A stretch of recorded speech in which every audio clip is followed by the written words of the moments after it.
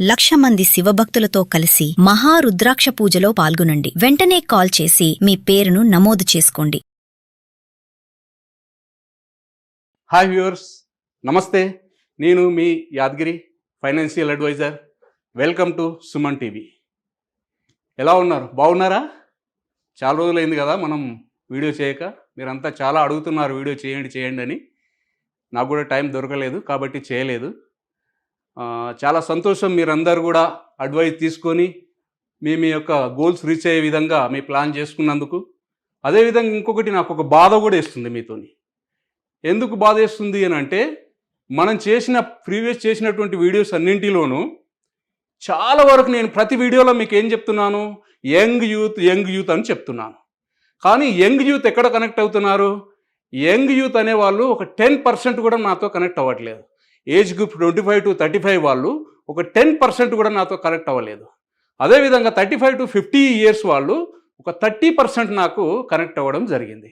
వాళ్ళు కూడా ప్లాన్స్ ఇవ్వడం జరిగింది, దాని ప్రకారంగా వాళ్ళు చేసుకోవడం జరిగింది. ఆ రకంగా వెళ్ళదు. అదేవిధంగా 50 నుంచి 65 ఇయర్స్ వరకు ఎంతమంది అండి? మనకు ఒక 60% నన్ను వాళ్ళే అప్రోచ్ అవుతున్నారు. ఎందుకు అప్రోచ్ అవుతున్నారు నాకు అర్థం కాలేదు. ఎందుకు అంటే, వాస్తవానికి ఆ స్టేజ్లో వాళ్ళు రిటర్న్స్ తీసుకోవాలి. కానీ ఆ రిటర్న్స్ తీసుకోకుండా అప్పుడు వాళ్ళు ఇన్వెస్ట్మెంట్ కోసం ఆలోచిస్తున్నారు చూసారా, దానికోసం నాకు బాధేసింది. అందుకే ఇవాళ ఏంటంటే, ఏదైనా సరే దీనికోసం ఒక వీడియో చేయాలి, మీకు అందరికి ఒక అవేర్నెస్ కల్పించాలి, ఆ యంగ్ యూత్ అనే దాని గురించి ఒక అర్థం వచ్చే విధంగా ఒక వీడియో చేద్దామనే దానికోసం నేను ఇవాళ నిశ్చయించుకొని ఈ వీడియో చేయడానికి రావడం జరిగింది. అదేవిధంగా యంగ్ యూత్ అని ఎప్పుడైతే నేను చెప్తూ ఉంటానో, ఆ యంగ్ యూత్ పట్టించుకోకుండా, అంటే వారికి ఆ టైంలో ఉన్నటువంటి అది ఏదైతే 25 నుంచి 35 ఇయర్స్ ఏదైతే ఉంటుందో ఆ టైం అయిపోయి 55-60 ఇయర్స్కి వచ్చినప్పుడు వాళ్ళు ఇలాగ ఇన్వెస్ట్మెంట్ చేయాలి అంటే ఎంత టైంని వాళ్ళు లూజ్ చేసుకున్నారు, ఎంత టైం వాళ్ళు వేస్ట్ చేసుకున్నారు, ఎంత మనీ వేస్ట్ చేసుకున్నారు, వాళ్ళు ఎంత సంపదను వృధా చేసుకున్నారు అనేది దీన్ని బట్టి అర్థమవుతుంది. అంటే సింపుల్గా చెప్పాలి అంటే, ఆ వీడియోలో నేను ఒక్కొక్కటి చెప్తాను. కొద్దిగా లెంత్ అయినా పర్వాలేదు, మీరు కొంచెం చూసి మీ వీలున్నప్పుడు ఈ వీడియోని చూడండి, మీరు ప్లాన్ చేసుకోండి, మీ జీవితంలో మీరు మంచిగా ఉన్నత స్థాయిలో ఉండాలని చెప్పేసి కోరుకుంటూ వీడియోలోకి వెళ్తున్నాను. సార్, ఇక్కడ చూడండి, money is like flowing A water. అంటే మనకు వాటర్ లాంటిది మనీ. ఆ వాటర్ ఎట్లాగంటే, మనం if you don't give the direction, it's will find its own direction. అంటే మనం ఎప్పుడైతే ఆ వాటర్కి డైరెక్షన్ ఇయ్యమో, ఫర్ ఎగ్జాంపుల్ వర్షం పడింది అనుకుందాం, వర్షంలో వాటర్ వస్తుంది అనుకుందాం, ఆ వాటర్ కాలువ రూపకంగా వచ్చింది అనుకుందాం. ఆ కాలువ రూపకంగా వచ్చిన వాటర్ను మనం ఒక ఆనకట్టగా కట్టి, ఆ ఆనకట్టలో అక్కడ ఉన్నటువంటి ఒక చెరువు లేకపోతే ఒక ప్రాజెక్టు నిర్మించి అక్కడ నీళ్లు స్టోరేజ్ చేసి దాని ద్వారా పంటలకు కానీ, తాగునీటికి కానీ, విద్యుత్తుకు కానీ వినియోగించుకోవడానికి ఉపయోగపడుతుంది వాటర్. జస్ట్ లైక్ సేమ్ అట్లాగే ఈ మనీని కూడా మనం అదే విధంగా యూజ్ చేసుకోకపోతే, ఈ వాటర్ ఎక్కడ వెళ్తుంది? మనం ఒకవేళ అట్లాగా కట్టకపోతే సముద్రంలో వెళ్ళి కలుస్తుంది. సముద్రంలో వెళ్ళి కలిసినప్పుడు ఏమవుతుంది? మన మంచినీరు కాస్త ఉప్పు నీరుగా మారిపోతుంది. అంటే మనం సంపాదించిన సంపద అంతా వృధాగా ఏదైతే ఉంటుందో బూడిదలో పోసిన పన్నీర్ అంటాం చూసారా, ఆ రకంగా మారిపోతూ ఉంటుంది. అందుకనేసి మీరు ఈ మనీని ఏ రకంగా మనం వినియోగించుకోవాలి, ఏ స్టేజ్లో ఎట్లా వాడుకోవాలి అనే దానికోసం ఈ వీడియో ఉంటుంది. దీన్ని కొంచెం మీరు టైం తీసుకొని చూడండి. మనిషి సార్ ఎప్పుడైనా సరే ఎప్పుడేం జరిగేది చెప్పలేం, ఇది మాత్రం మనం అందరికి తెలిసిన విషయమే. అయినప్పటికీ మనిషి పుట్టినప్పటి నుంచి మరణించే వరకు అతని యొక్క జీవితంలో ఏ స్టేజిలో ఏ బాధ్యతలు నిర్వర్తించాలి, ఏ బాధ్యతలు మనం విస్మరిస్తున్నామో, ఏ రకంగా మనం తర్వాత స్ట్రగుల్ ఫీల్ అవుతున్నాం, దాని గురించి మనం క్షుణ్ణంగా తెలుసుకుందాం. చూడండి, ఇవాళ నేను స్పెషల్గా ఏం చెప్పదలుచుకున్నాను అంటే, రిటైర్మెంట్ పర్పస్లో నేను చెప్పదలుచుకున్నాను. ఎందుకోసమని అంటే, ఇవాళ ఎర్న్ చేసి లాస్ట్కి ఒక స్టేజ్కి వచ్చిన తర్వాత వాళ్ళకు ఒక ఏజ్ అయిపోయిన తర్వాత వాళ్ళకి ఎర్నింగ్ ఉండదు. ఆ టైంలో వాళ్ళు ఒకరి మీద డిపెండ్ అయి ఉంటారు. డిపెండ్ అయినప్పుడు ఏ రకమైనటువంటి సిచ్యువేషన్స్ ఉంటాయో దాంట్లోకి వెళ్ళే ముందు ఇక్కడ చెప్తున్నాను. చూడండి సార్, ఎన్ని టైప్స్ ఆఫ్ పెన్షన్స్ ఉంటాయి? 4 types of pensions is provision. ఏమేమి ఉన్నాయి? సోషల్ సెక్యూరిటీ పెన్షన్ అంటే ఇది ఎవరు ఇస్తారు? గవర్నమెంట్ అనేది సోషల్ సెక్యూరిటీ పెన్షన్ అనేది ప్రొవైడ్ చేయబడుతుంది. ఎవరికి ఇస్తుంది? ఎవరైతే ఏజ్ 60 అండ్ అబోవ్ ఉంటారో వాళ్లకు ఇవాళ గవర్నమెంట్ ఒక్కొక్క స్కీమ్ ఒకరికి 2,000 అని, ఒకరికి 4,000 అని, ఇట్లా రకరకాలుగా స్కీమ్స్ ఉంటాయి కదా, ఆ రకంగా వాళ్ళ ఇవ్వడం జరుగుతుంది సోషల్ సెక్యూరిటీ స్కీమ్స్. అంటే అది వాళ్ళకి ఎలాంటి ఏమి ఆధారం ఉండదు కాబట్టి అలా ఏజ్ అయిపోయినటువంటి వారికి, ఎలాంటి ఇన్కమ్ లేనటువంటి వారికి ఇది ఇస్తారు.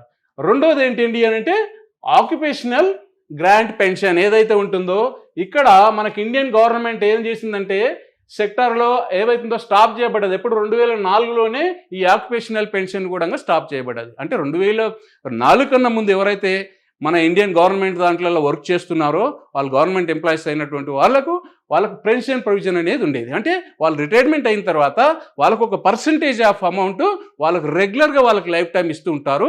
తద్వారా వాళ్ళ యొక్క లైఫ్ను ముందు నడచడానికి ఆస్కారం ఉంటుంది. ఇంకొకటి ఏంటి, మూడోది వచ్చేసి చైల్డ్ సపోర్ట్ పెన్షన్. అంటే ఇవాళ చాలామంది చైల్డ్ సపోర్ట్ పెన్షన్ మీదే ఆధారపడి ఉన్నారు.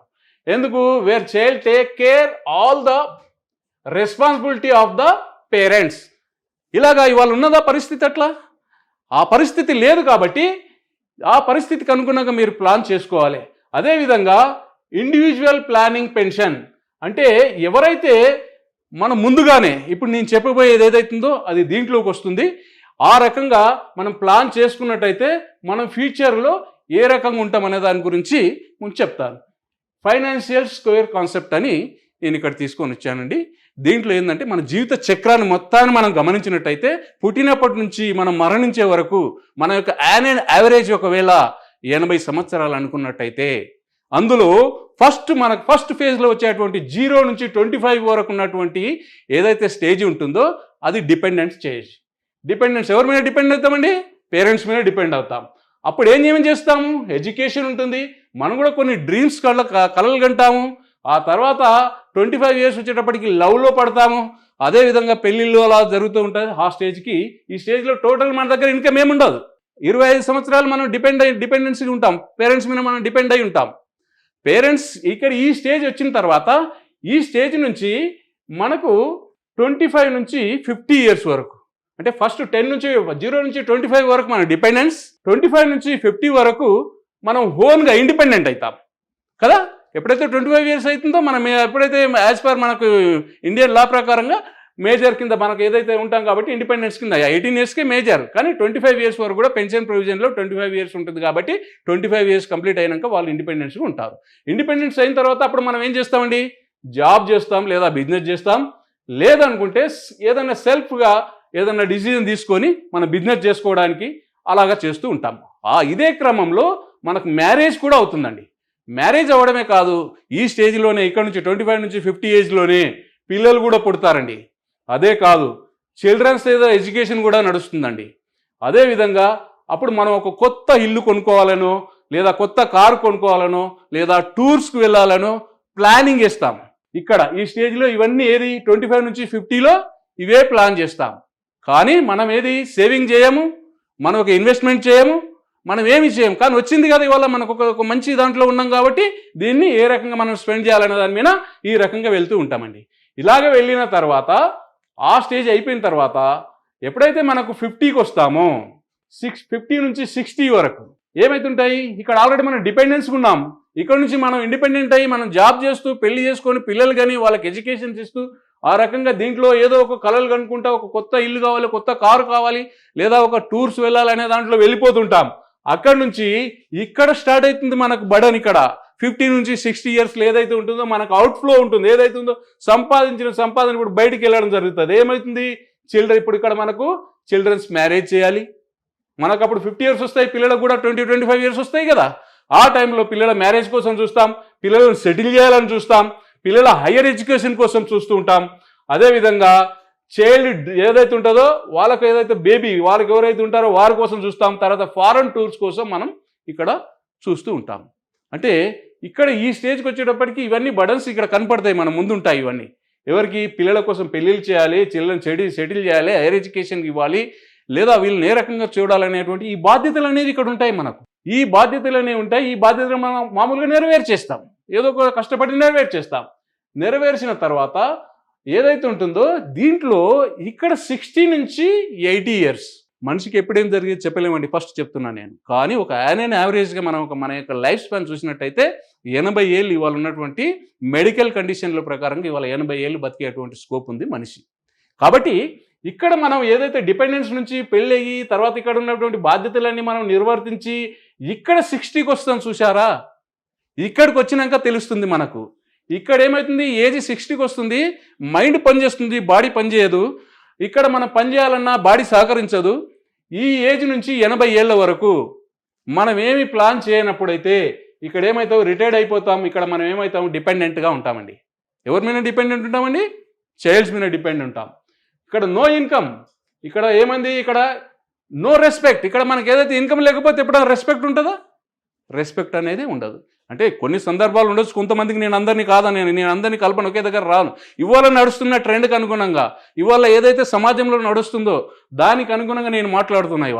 ఇవాళ ఈ స్టేజ్కి వచ్చినాక కూడా ఇక్కడ నేను ఒక మూడు చూపించాను. ఒకటి రోప్, ఒకటి ల్యాడర్, ఒకటి వచ్చేసి ఇక్కడ లిఫ్ట్ కింద నేను చూపించాను. ఇక్కడ ఏంటి అంటే రోప్ అనేటువంటి వాళ్ళు స్టిల్ వాళ్ళు కష్టపడుతూనే ఉంటారండి. ఇక్కడ ఇది అయిపోతుంది, వాళ్ళు సెటిల్ చేసిన తర్వాత కూడా వాళ్ళకి ఎలాంటి ఏమి ఆధారం ఉండదు, వాళ్ళకి ఎవరు సపోర్ట్ ఇవ్వరు. ఇక్కడ కూడా వాళ్ళు స్టిల్ కష్టపడుతుంటారు. ఈ కష్టపడాలంటే రోల్, ఇప్పుడు ఒక బిల్డింగ్ నిర్మించామనుకోండి, ఒక 5-6 అంతస్తుల బిల్డింగ్ నిర్మిస్తే దాని బేస్గా మనం మెట్లు అనేవి ఉంటాయి కదా, దాంతోపాటు లిఫ్ట్ను కూడా పెట్టుకుంటాం కదా.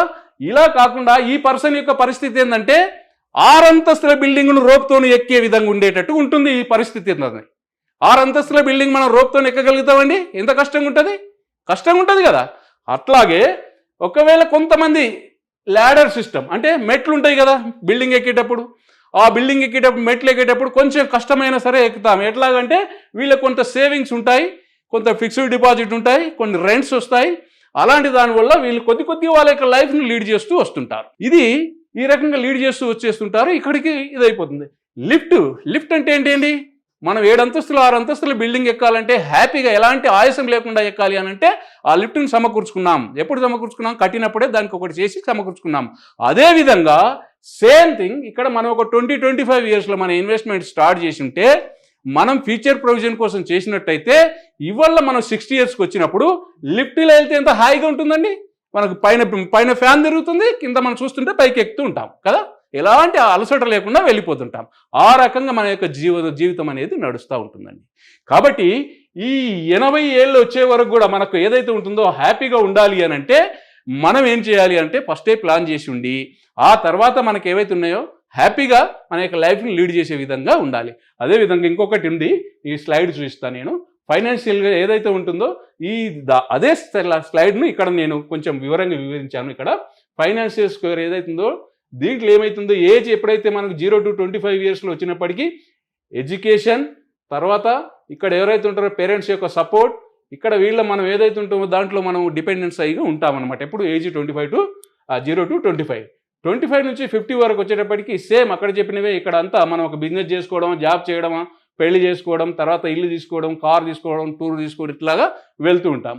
ఇక్కడికి వచ్చినప్పటికి 50 నుంచి 60కి వచ్చేటప్పటికి మనకు ఏదైతే ఉంటుందో పిల్లలను మనం హైయర్ ఎడ్యుకేషన్ చేయించి, మ్యారేజ్ చేయించి, తర్వాత వాళ్ళు ఒక సెటిల్ చేసే విధంగా ఇక్కడ చేస్తాం. ఇక్కడికి వచ్చినప్పుడు మనకి ఇన్కమ్ అనేటువంటిది 0 అయిపోతుంది. ఈ 0 అయినప్పుడు 60 నుంచి 80 వరకు ఉన్నప్పుడు నో ఇన్కమ్, తర్వాత డిపెండెన్సీగా ఉంటాం. తర్వాత ఇంకేమవుతుందనంటే మనం ఒక డిగ్నిటీ లేకుండా ఉంటాం. మనకి ఇన్కమ్ లేనప్పుడు ఎప్పుడైతే లేదో అప్పుడు డిగ్నిటీ లేదు కదా, మనకు డిగ్నిటీ మనకు అక్కడ విలువనే ఉండదు. కాబట్టి ఆ రకంగా మారిపోతూ ఉంటుందండి. అందుకని నేను చెప్పేది ఏంటంటే మీరు 80 ఇయర్స్ మరి 60 ఇయర్స్కి వచ్చే వరకు మీరు రిటైర్మెంట్ ప్లాన్ చేసినట్టయితే మీరు మీ యొక్క లైఫ్ను మంచిగా లీడ్ చేయాలి అని అనుకుంటే బిఫోర్గా 20-25 ఏజ్లో ఉన్నప్పుడే మీరు ప్లాన్ చేసుకున్నట్టయితే ఇక్కడ ఉన్నటువంటి దాని ప్రకారంగా ఏదైతే ఉంటుందో రోప్ సిస్టంలో, తర్వాత ల్యాడర్ సిస్టంలో, లిఫ్ట్ సిస్టంలో మీకు ఏం కావాలో అది మీరే డిసైడ్ చేసుకొని ఉన్నట్టయితే దాని ప్రకారంగా మీరు ముందుకు వెళ్ళగలుగుతారు. మీ యొక్క ఫ్యామిలీలను మీరు మీ యొక్క లైఫ్ను, ఇండిపెండెన్స్ లైఫ్ను వృద్ధాప్యంలో ఇండిపెండెన్స్గా మీరు లైఫ్ని లీడ్ చేయగలుగుతారు. ఇంకొక సాడ్ రియాలిటీ ఏంటి అని అంటే ఇక్కడ నేను చెప్తున్న స్టాటిస్టిక్స్ ఏదైతే ఉంటుందో నాకు చెప్తున్నా. నేను ఇందాక మీకు ఏం చెప్పాను, నేను ఫస్ట్ వీడియోలో నన్ను అప్రోచ్ అయిన వాళ్ళు 25 నుంచి 30 ఏజ్ గ్రూప్ వాళ్ళు 10% మాత్రమే నన్ను అప్రోచ్ అవ్వడం జరిగింది. 35 నుంచి 50 వాళ్ళు ఒక 30% నాకు అప్రోచ్ అవ్వడం జరిగింది. 50 నుంచి 65 వాళ్ళు 60% అప్రోచ్ అవ్వడం జరిగింది. సేమ్ ఇక్కడ కూడా అదే కనపడుతుంది చూడండి. ఇక్కడ ఏదైతే ఉంటుందో 63% ఎవరైతే ఉన్నారో dependent on child and child మీద మనకు డిపెండెంట్ అయి ఉన్నారండి ఆఫ్టర్ 60 yearsలో. 63% మా చైల్డ్ చూసుకుంటున్నా అంటే మా పిల్లలు నన్ను చూసుకుంటారు అనే దానికి అలాగున్నారు. 23% స్టిల్ వర్కింగ్ అనమాట. వాళ్ళు ఇంకా వాళ్ళు సర్వైవల్ కావాలంటే వర్క్ చేయాలి. ఈ రకంగా దీన్ని 23% ఇంకా వర్క్ చేస్తున్నారండి. ఎప్పుడు 60 years అబోవ్ అయిన తర్వాత. అదేవిధంగా 8% ఎవరైతే ఉన్నారో వీళ్ళు బిగ్గింగ్ చేస్తున్నారు, అంటే అడుక్కుంటున్నారండి. రోడ్లపైన ఎక్కడైనా సరే అడుక్కుంటున్నారు 8%. ఓన్లీ 5% మాత్రమే ఇండిపెండెంట్గా వాళ్ళ యొక్క లైఫ్ని లీడ్ చేయడానికి వాళ్ళు ఒక ప్లాన్ చేసుకున్నారండి. ఈ ప్లాన్లో కూడా ఒక 1% మాత్రమే వాళ్ళు ఒక హెల్తీగా ఉన్నారు. ఎట్లా? అనిల్ అంబానీ, ముఖేష్ అంబానీ, రతన్ టాటా, ఇట్లా ఎవరైతే ఉంటారో పెద్ద పెద్ద వాళ్ళు ఉంటారు కదా, అలాగా ఓన్లీ 1%. మన పాపులేషన్ ఎంతండి? 148 కోట్లు దాదాపుగా. ఇందులో 1% ఆఫ్ ద పీపుల్స్ మాత్రమే వెల్దీగా ఉన్నారు. ఒక 5% ఆఫ్ పీపుల్స్ మాత్రమే ఇండిపెండెంట్గా వాళ్ళ యొక్క లైఫ్ని లీడ్ చేయడానికి వాళ్ళకు సరిపోయినటువంటి సంపద సమకూర్చుకున్నారు. 8% బిగ్గింగ్ చేస్తున్నారు. అదేవిధంగా 23% ఇంకా స్టిల్ వర్కింగ్లో ఉన్నారు. అంటే వాళ్ళు ఏజ్ అయిపోయినా కూడా ఎనీ కాస్ట్ పని చేయక తప్పదు. పని చేస్తేనే వాళ్ళకు వాళ్ళ యొక్క రోజు గడుస్తూ ఉంటుంది. అలాగా 63% ఇక్కడ చైల్డ్ మీద డిపెండ్ అయి ఉన్నారండి, అంటే పిల్లల మీద డిపెండ్ అయి ఉన్నారు. ఈ డిపెండెన్సీ ఇవాళ నేనేం చెప్తున్నా, మీది అయిపోయింది, వదిలేయండి.